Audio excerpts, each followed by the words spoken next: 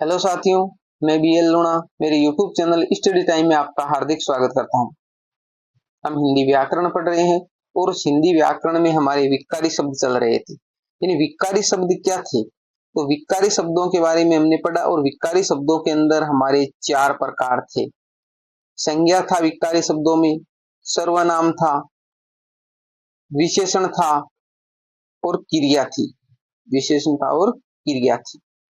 तो देखिए, हमने संज्ञा, सर्वनाम, विशेषण और क्रिया जिसमें से 3 को पढ़ लिया है। संज्ञा को पढ़ लिया, सर्वनाम को पढ़ लिया और विशेषण को पढ़ लिया। आज हम क्रिया के बारे में देखेंगे। तो अगर आप मेरे चैनल पर पहली बार ही विजिट कर रहे हो तो चैनल को सब्सक्राइब कर ले, बेल आइकन को ऑल पे प्रेस कर ले ताकि मेरे आने वाले हर वीडियो का नोटिफिकेशन आपको मिलता रहे। अगर वीडियो अच्छी लगती है तो इसको लाइक करें, अपने दोस्तों के साथ में भी शेयर करें। किसी भी प्रकार का कंफ्यूजन रहता है तो आप मेरे को कमेंट बॉक्स में निसंकोच पूछ सकते हैं। वीडियो अच्छी लगती है तो भी आप प्यारा सा कमेंट जरूर करें। अब देखिए, बात करते हैं क्रिया का। तो क्रिया क्या है, तो देखिए, क्रिया का मतलब होता है कि कार्य। क्रिया का मतलब क्या होता है? कार्य। तो कुछ कार्य है वो अपने आप होते हैं, भाई अपने आप होते हैं, और कुछ कार्य जो हमें करने होते हैं, हम खुद स्वयं करते हैं या कोई दूसरा करता है, पर उसको करने के लिए किसी की जरूरत पड़ती है। तो कार्य 2 तरह के हमारे सामने हो गए। एक कार्य वह जो अपने आप हो रहा है और एक कार्य जिसको किसी के द्वारा किया जाता है, वो चाहे पशु हो चाहे मनुष्य हो, यानी सजीव जो जंतु है, सजीव जो चीजें हैं, उनके द्वारा वो कार्य किया जाता है। तो देखिए, जैसे मान लिया मैं पानी भर रहा हूं, मैं खाना खा रहा हूं, ठीक है, मैं गृह कार्य कर रहा हूं, मैं पढ़ रहा हूं। इसमें क्या है? कार्य हो रहा है पर कोई करने वाला है, ठीक है। दूसरी बात, कुछ कार्य अपने आप होते, जैसे सूर्य है वो उदय हो रहा है, पूर्व से उदय होकर पश्चिम में अस्त हो रहा है, तो ये क्रिया अपने आप हो रही है, ब्रह्मांड में ये घटित हो रही है। ग्रह है वो अपने आप घूम रहे हैं। तो कुछ क्रियाएं वो अपने आप होती है और कुछ क्रियाएं जिनको करना पड़ता है। तो अब आप समझ गए होंगे कि भाई क्रिया क्या है। क्रिया है एक कार्य है जो हो रहा है। परिभाषा देख लेते हैं। परिभाषा यानी क्रिया की जो परिभाषा वो क्या कह रही है? जिससे काम का होना या करना समझा जाए, होना या करना समझा जाए, उसे ही क्रिया कहते हैं। जो बात मैंने अभी आपको अच्छे से समझा दी है। देखिए, राम खेलता है, तो ये खेलना क्या है? खेलना है क्या? क्रिया है। खेल है वो, एक तो खेल हुआ, इसमें धातु है, ठीक है। खेल क्या है? धातु है। इसके अंदर जब हम ना जोड़ देते हैं तो ये क्रिया बन जाता है। श्याम पढ़ता है, ये पढ़ता नहीं है, पढ़ है, ठीक है, यहाँ पर थोड़ा मिसप्रिंट है। पढ़ता है, तो ये पढ़ है ना, वो क्या धातु है? पढ़ है क्या? धातु है। तो श्याम पढ़ता है, और पढ़ना इसके अंदर क्रिया जिसमें ना लगा हुआ होता है, ठीक है। ये तो वाक्य बनाया हुआ, बाकी जिसके पीछे ना लगा हुआ है, ना लगाकर हम क्रिया बनाते हैं। जो धातुएं होती है उन धातुओं के पीछे ना लगाकर हम क्रिया का निर्माण करते हैं। तो श्याम पढ़ता है, राम खेलता है। तो यहाँ पर खेलने का काम हो रहा है, यहाँ पढ़ने का काम हो रहा है, ठीक है। यहाँ राम के द्वारा खेला जा रहा है, ये श्याम के द्वारा पढ़ा जा रहा है। तो ये क्या है? काम ही हो रही। इसमें खेलना और पढ़ना क्या है? क्रिया है, ठीक है। तो ऐसे इसके उदाहरण है। आगे देखिए,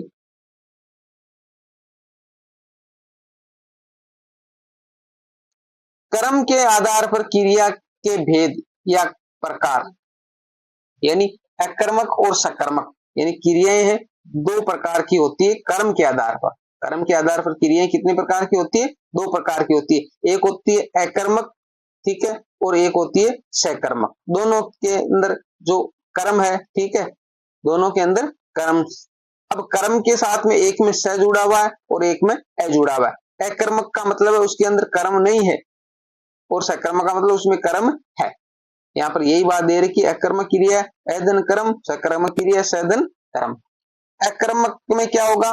कर्म नहीं होगा, और सकर्मक क्या होगा? कर्म होगा। अब देखिए, नीचे उदाहरण दे रखे, उदाहरण से समझने की कोशिश करते हैं। उदाहरण में क्या दे रखा है?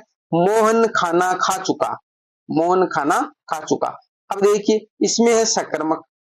गणेश विद्यालय गया, ये अकर्मक। अब अकर्मक और सकर्मक की हम पहचान कैसे करेंगे? भाई हमें कैसे पता चलेगा कि ये क्रिया अकर्मक है और ये क्रिया है वो सकर्मक है? तो इसके लिए यहाँ पर देखो नीचे एक लाइन लिखी हुई है पहचान के लिए कि हम किस प्रकार इसको फाइंड कर पाएंगे कि ये क्रिया अकर्मक है या सकर्मक है। इनसे संबंधित एग्जाम में क्वेश्चन पूछा जाता है और बहुत सारे बच्चे वो गलत करके आ जाते हैं। थोड़ी सी लापरवाही के कारण वो क्वेश्चन गलत हो जाता है, बाकी ज्यादा इसके अंदर कुछ भी नहीं है, नॉर्मल सी बात है। पहचान क्या दे रखी? क्या और किसको, क्या और किसको याद रखना है, का प्रयोग करके प्रश्न बनाना है। अगर उत्तर मिलता है तो क्रिया सकर्मक है, नहीं तो अकर्मक है। सिर्फ दो ही शब्दों को याद रखना है, क्या और किसको, अन्य शब्द नहीं। ठीक है, क्या और किसको आप कौन लगा दो, कौन नहीं होगा, कैसे लगा दो ये नहीं होगा, सिर्फ क्या और किसको। तो देखो मोहन खाना खा चुका, मोहन खाना खा चुका। अब हम प्रश्न बनाते, मोहन क्या खा चुका है। अब यहाँ पर क्या है, हमने यहाँ पर क्या किसको हटाया, खाना को हटाया था, खाना को हटाकर वहां पर क्या लगा दिया, मोहन क्या खा चुका। तो हमारे सामने उत्तर आ रहा है खाना, मोहन क्या खा चुका, उत्तर क्या आया, खाना खा चुका। तो ये क्रिया क्या हुई, सकर्मक हुई। यानी जो भी शब्द हम हटा रहे हैं उसकी जो भी कार्य हो रहा है, यहाँ पर कार्य क्या हो रहा है, भाई मोहन है वो क्या कर रहा है, खाने का काम कर रहा है। तो वो जो काम हो रहा है क्या हो रहा है, खाना खाने का काम हो रहा है। तो उस खाने को हटा दीजिए और उसकी जगह एक शब्द जोड़िए, या तो क्या और या किसको। अगर वो वहां पर फिक्स बैठ जाता है और उससे एक उत्तर की प्राप्ति हो रही है वापिस, मोहन क्या खा चुका, तो उत्तर मिल रहा है मोहन खाना खा चुका। तो इसलिए ये क्रिया क्या हुई, सकर्मक हुई। अब दूसरे देखिए, गणेश विद्यालय गया। तो यहाँ पर गणेश क्या काम कर रहा है, विद्यालय जाने का काम कर रहा है। अब यहाँ पर हम देखो विद्यालय को हटाते, मोहन सॉरी गणेश क्या गया, तो उत्तर मिल रहा है विद्यालय गया, नहीं। यहाँ उत्तर मिलेगा कहां से, कहां से उत्तर मिलेगा, गणेश कहां गया, तो उत्तर आएगा विद्यालय। पर क्या और किसको से उत्तर नहीं मिल रहा है। अगर क्या और किसको से उत्तर मिलता तो क्रिया क्या हो जाती, सकर्मक हो जाती। तो गणेश कहां गया, उत्तर मिला विद्यालय, इसलिए क्रिया क्या हुई, अकर्मक हुई। अगर क्या और किसको से उत्तर मिलता तो क्रिया क्या हो जाती, सकर्मक हो जाती। आगे उदाहरण हम जैसे जैसे आएंगे, ट्यूशन जो अटेंड करेंगे, जो एग्जाम में आए हुए, तो हमें अच्छे से समझ में आ जाएगा कि हम किस प्रकार इसको सेट करेंगे, क्या और किसको को, और हमारे आंसर आएंगे। यहां तक आप अच्छे से समझ गए होंगे। कुछ उदाहरण नीचे लिखे हुए वो भी हम देख लेते हैं।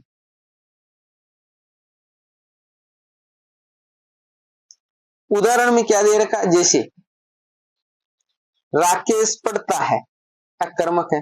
अब देखिए राकेश क्या है, राकेश काम को करने वाला है।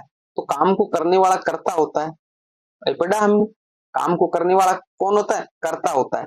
पढ़ना क्या है, पढ़ना एक क्रिया है। तो इसके अंदर सिर्फ दो ही चीजें हैं, काम, भाई पढ़ना क्रिया है और राकेश वो पढ़ता है। ठीक है, तो ये पूर्ण वाक्य नहीं, थोड़ा अधूरा है, राकेश पढ़ता है। अगर यहाँ पर होता राकेश पुस्तक पढ़ता है, राकेश पुस्तक पढ़ता है, तो वाक्य पूरा होता। वैसे भी वाक्य तो पूरा, राकेश पढ़ता है, हाँ पढ़ने का काम कर रहा है। पर इससे हमें यह पता नहीं चल रहा है कि राकेश पुस्तक पढ़ रहा है, राकेश कोई पत्र पढ़ रहा है, राकेश उपन्यास पढ़ रहा है, राकेश कहानी पढ़ रहा है, क्या कर रहा है कुछ पता नहीं चल रहा। सिर्फ इससे सिर्फ हमारे को यही पता चल रहा है कि राकेश पढ़ रहा है, सिर्फ राकेश पढ़ने का काम कर रहा है। अब क्या पढ़ रहा है ये हमें पता नहीं। अब यहाँ पर लिख देते हम, राकेश पत्र पढ़ रहा है। तो हमें पता चल रहा है कि राकेश क्या कर रहा है, पढ़ने का काम तो कर रहा है पर पत्र पढ़ रहा है। तो अब हम यहाँ पर लगाते राकेश क्या पढ़ रहा है, उत्तर मिलता राकेश पत्र पढ़ रहा है। तो इसलिए ये सकर्मक हो जाती है। बाकी वर्तमान में क्या है, ये जो वाक्य लिखा हुआ है वो वर्तमान में अकर्मक है, वर्तमान में अकर्मक है। नीचे देखो राकेश नहाता है, तो राकेश करने वाला है और नहाना क्या है, नहाना क्रिया है। तो बस क्रिया और करता ही है, कर्म है नहीं। तो ये भी क्या हुई, अकर्मक हुई। दूसरी बात, राकेश साबुन से स्नान घर में नहा रहा है। तो ऐसी इतनी बड़ी है तो भी आप देखो शब्द है बहुत सारे आए, पर फिर भी क्या है, ये अकर्मक है। कैसे, एक बार थोड़ा मैं इरेज करता हूं, आपको समझाता हूं। देखिए राकेश, राकेश क्या है, राकेश तो भाई यहां पर करता है, और ये नहाना क्या है, ये क्रिया है। अब जो ये जो सारे है ना, घर, स्नान घर, ये स्नान घर, साबुन, ये आधार का काम कर रहे हैं। कहने का मतलब इसके अंदर कर्ता है, क्रिया है, पर कर्म नहीं है, कर्म नहीं है। अब देखिए राकेश क्या से नहा रहा है, उत्तर मिल रहा है राकेश किस में नहा रहा है। तो कहने का मतलब यहां पर देखो साबुन की जगह राकेश किससे किससे स्नान घर में नहा रहा है, तो उत्तर मिल रहा है साबुन। पर क्या से नहीं मिल रहा है, क्या से उत्तर नहीं मिल रहा है, किसको से नहीं मिल रहा है, किसको से नहीं मिल रहा है। दूसरी बात, राकेश साबुन से कहां पर नहा रहा है, तो स्नान घर में। तो कहां से उत्तर मिल रहा है, यानी किसी से उत्तर मिल रहा है और कहां से उत्तर मिल रहा है। परंतु हमारे को उत्तर किससे चाहिए, हमारे को उत्तर चाहिए क्या और किसको से, क्या और किसको से। अगर क्या और किसको से उत्तर मिलता तो क्रिया सकर्मक हो जाती। तो देखो इतने बड़े होंगे वाक्य, तो भी आपको अच्छे से उसमें फाइंड करना है क्या और किसको को। ऐसा नहीं जल्दी में आप कर दो, क्योंकि आप छोटे वाक्य देखते हो यहाँ तो पता चल जाता है कि आपने फिक्स कर लिया कि इधर वाला कर्ता हो गया और इधर वाली जैसे राकेश कर्ता हो गया और पढ़ना क्रिया हो गई। अब दूसरा कोई शब्द है नहीं इसलिए आपने अकर्मक कर दिया। पर जब इसे इतना बड़ा वाक्य आ जाए तो आपके दिमाग में आता है साबुन है, स्नान घर है, तो इनमें से कोई तो कर्म होगा, परंतु इसमें भी कर्म नहीं है, क्योंकि राकेश है वो कर्ता है, नहाना क्रिया है और ये एक आधार का काम कर रहे हैं। तो इसलिए क्या है कि इतने बड़े वाक्य देखकर एग्जाम में अक्सर पूछे जाते हैं कंफ्यूजन करने के लिए। सिंपल सो वाक्य ये बहुत कम देते हैं एग्जाम में। यहां तक आप समझ गए होंगे कि भाई अकर्मक और सकर्मक क्रिया उसको हम कैसे फाइंड करेंगे। सिर्फ आपको दो ही शब्द याद रखने, क्या और किसको। अगर क्या और किसको से आंसर मिलता है तो वो क्रिया सकर्मक हो जाती है। आगे देखिए, आगे देखिए वाक्य दिया है राकेश पुस्तक पढ़ रहा है, ये एक सकर्मक है। अभी हमने देखा कि राकेश क्या है, इसके अंदर राकेश क्या है, करता है, राकेश क्या है, करता है। और पढ़ना क्या है, पढ़ना है वो क्रिया है, पढ़ना क्या है, क्रिया है। अब देखिए, अब हम क्या और किसको लगाएंगे, या तो क्या लगाएंगे या किसको लगाएंगे। तो क्या और किसको लगाकर हम आंसर निकालने की कोशिश करेंगे। तो देखिए राकेश क्या पढ़ रहा है, सीधा सीधा बैठ रहा है, तो राकेश क्या पढ़ रहा है, उत्तर आ रहा है पुस्तक, तो इसलिए क्रिया क्या हो गई, सकर्मक हो गई। अब देखिए सकर्मक, राकेश बच्चे को नहा रहा है, तो राकेश क्या हुआ, कर्ता हो गया, नहाना क्या हो गई, क्रिया हो गई। अब बच्चे को, अब हम राकेश किसको नहा रहा है, राकेश किसको नहा रहा है, उत्तर क्या मिल रहा है, बच्चे को, किसको, बच्चे को। तो हमारे आंसर मिल रहा है क्या और किसको से। तो हमने दोनों देख लिया, क्या से भी मिल रहा है और किसको से भी मिल रहा है। तो दोनों से अगर मिल रहा है तो क्रिया क्या है, सकर्मक है।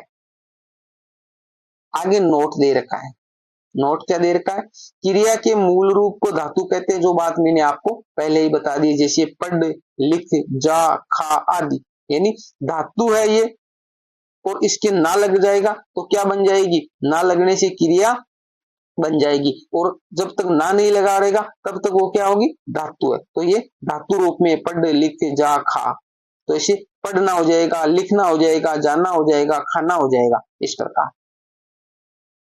अकर्मक क्रिया का सकर्मक के रूप में प्रयोग, यानी कुछ अकर्मक क्रियाएं होती है जिनका प्रयोग सकर्मक के रूप में भी किया जाता है। तो आपको ऐसा नहीं है कि सारी क्रियाएं वो अकर्मक ही होती है, वो उस वाक्य पर निर्भर करती है कि वो वाक्य क्या कह रहा है। जैसे यहां पर देखिए,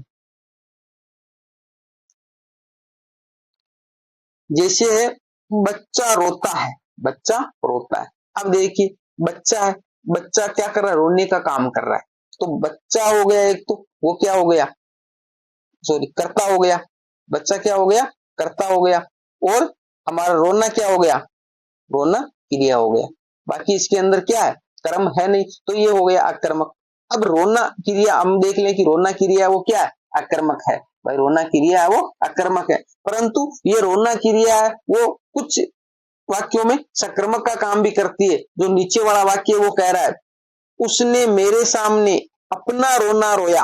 अब देखिए उसने, उसने है ना भाई, वो है रोने का काम कर रहा है, उसने यानी वो रोने का काम कर रहा है, तो ये रोया नहीं, ये तो क्रिया हो गई। अब अपना रोना है ना वो, भाई उसने मेरे सामने क्या रोया, उत्तर मिलेगा उसने मेरे सामने क्या रोया? उत्तर मिलेगा अपना रोना, अपना रोना। इसलिए ये क्रिया क्या हो गई? सकर्मक हो गई। अब आपके दिमाग में ये सेट हो रखा है कि भाई जो रोना क्रिया है वो अकर्मक है। हाँ, मानते हैं अकर्मक है। अगर वहां पर जैसे मान लिया रोना, खाना, धोना और पीना, इस प्रकार नाम दे। अब आपसे पूछे कि इनमें से कौन सी क्रिया है जो अकर्मक है? तो अब देखिए, आप रोना क्रिया को अकर्मक करोगे ऐसे वाक्य में, क्योंकि धोना, कपड़े धोना, खाना, खाना है ये भाई, खाना खा रहे हैं हम, रोटी खा रहे हैं, पीना, पानी पी रहे हैं। तो इसमें शब्द जोड़ के हमें पता चल रहा है, पर रोना, हम रो रहे हैं। तो रोने से क्या है? हमारे को एक वाक्य की, सॉरी, वो कर्म की एक प्राप्ति नहीं हो रही है। भाई रोना सिर्फ क्रिया ही रहती है, तो इसलिए ये आक्रमक है। परंतु वाक्य में प्रयोग करके इसको सकर्मक बनाया जा सकता है। बाकी ऐसे अगर सीधा पूछे आपको, जैसे अभ्यसदय में पीना, खाना, धोना, रोना ऐसे दे, तो आपको रोना क्रिया है वो अकर्मक ही करना है। समझ गए? ठीक है। अगर फिर भी किसी प्रकार का आपको डाउट रहता है तो निसंकोच आप कमेंट बॉक्स में पूछ सकते हो, और लाइक जरूर करें।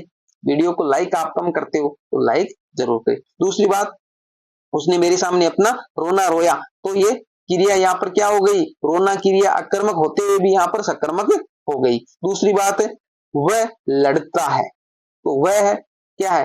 काम को करने वाला है, तो काम को करने वाला कर्ता होता है, और लड़ना क्रिया है। अब क्या करता है? वो लड़ता है। पर अब यहाँ पर लड़ाई, अगर वह लड़ाई लड़ता है तब तो हमें आता वो क्या लड़ता है, तो लड़ाई। परंतु यहाँ पर सिर्फ वह लड़ता, इतना या, तो ये क्रिया क्या हुई? अकर्मक हुई। परंतु नीचे वाले वाक्य में इसको लड़ना क्रिया उसको सकर्मक दिखाया गया है। पृथ्वीराज ने अनेक लड़ाइयां लड़ी, सकर्मक क्रिया। अब हम क्वेश्चन बनाएंगे, पृथ्वीराज ने क्या लड़ी? पृथ्वीराज ने क्या लड़ी? तो उत्तर मिलेगा पृथ्वीराज ने अनेक लड़ाइयां लड़ी। तो अनेक ये लड़ाइयां है ना, वो क्या है?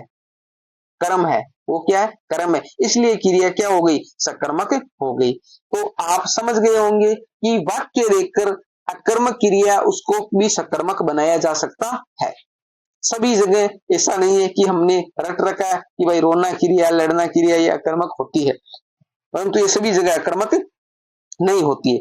अब आप अकर्मक और सकर्मक क्रिया के बारे में अच्छे से समझ गए होंगे। यानी कर्म के आधार पर क्रिया दो प्रकार की थी, एक अकर्मक थी और एक सकर्मक थी। जिसके अंदर कर्म होता है वो सकर्मक होती है, जिसके अंदर कर्म नहीं होता है वो अकर्मक होती है। कुछ अकर्मक क्रियाओं को भी सकर्मक के रूप में प्रयोग किया जा सकता है, परंतु कहाँ किया जा सकता है? जहां वाक्य देखकर पूछा जाए। अगर वाक्य देखकर नहीं पूछा जाए तो आप खुद उसके कोई शब्द अटैच करके उसको बना सकते हो, और कुछ क्रियाओं को आप रट भी सकते हो। तो कुछ क्रियाएं होती है जो अकर्मक ही होती है। अब इसके बाद में हम क्रिया के जो अन्य भेद है वो देखेंगे। इस क्लास के अंदर हम इतना ही देखेंगे। यहां तक हमने जो पढ़ा, इसके अंदर आपको किसी भी प्रकार का कोई कंफ्यूजन है तो आप मेरे को पूछ सकते हो। अगर वीडियो अच्छी लगी है तो इसको लाइक करें, अपने दोस्तों के साथ में शेयर करें। मिलते हैं अगली वीडियो में, तब तक के लिए जय भीम, जय भारत।